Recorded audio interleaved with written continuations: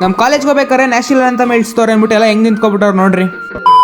ಕಾಲೇಜ್ಗೆ ಹೋಗ್ಬೇಕಾದ್ರೆ ನಮ್ಮ ಮೈದ ಸಿಕ್ಕಿದ್ದ ಅವಂದು ನಂದು ಒಂದೇ ತರ ಫೋನು ರೆಡ್ಮಿ ನೋಟ್ 13 ಪ್ರೋ, ನಂದು ಅವಂದು ಪ್ರೋ ಇಲ್ಲ. ಬರ್ದಿರೋ ಅಸೈನ್ಮೆಂಟ್ಸ್ ಸಬ್ಮಿಟ್ ಮಾಡಬೇಕಿತ್ತು, ಅದಕ್ಕೋಸ್ಕರ ಕಾಲೇಜಿಗೆ ಬಂದಿದೆ. ಒಳಗಡೆ ಹೋಗಿ ನೋಡ್ರೆ ನ್ಯಾಷನಲ್ ಅಂತ ಹೇಳ್ತಿರೋ ಅಂತೆಲ್ಲ ಸ್ಟಕ್ ಆಗ್ಬಿಟ್ಟವ್ರೆ.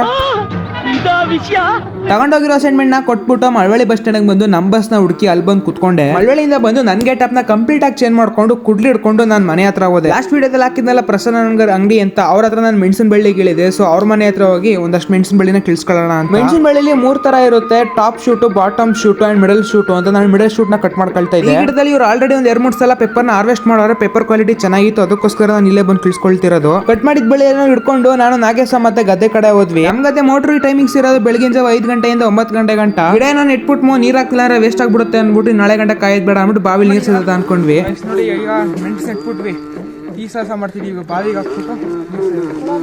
ಈ ಬಾವಿ ನಮ್ಮ ಮುತ್ತಾದವ್ರ ತಾತನ ಕಾಲದ್ದು, ಮಿಸ್ ಆದ್ರೂ ಒಳಗಡೆ ಹೋದ್ರಂತೂ ಎಂಟ್ರೆಂಟ್ ಸ್ವಾಮಿ ಗೋವಿಂದ ಗೋವಿಂದ. ನಾನು ಒಂದು 10 ಮಾರ್ಕ್ ಆಗಲಿ ಪೆಪ್ಪರ್ ಅಂದ್ಬಿಟ್ಟು ಕಿಳ್ಸ್ಕೊಂಡ್ ಬಂದೆ. 10 ನೋಡ್ರಿ 20 ಮಾರ್ಕ್ ಆಗೋಷ್ಟು ನಿಟ್ಟಿದ್ದೀನಿ. ಮತ್ತೆ ಸಿಗ್ತೀನಿ ನೆಕ್ಸ್ಟ್ ವ್ಲಾಗಲ್ಲಿ. ಅಲ್ಲಿವರೆಗೂ ಬಾಯ್.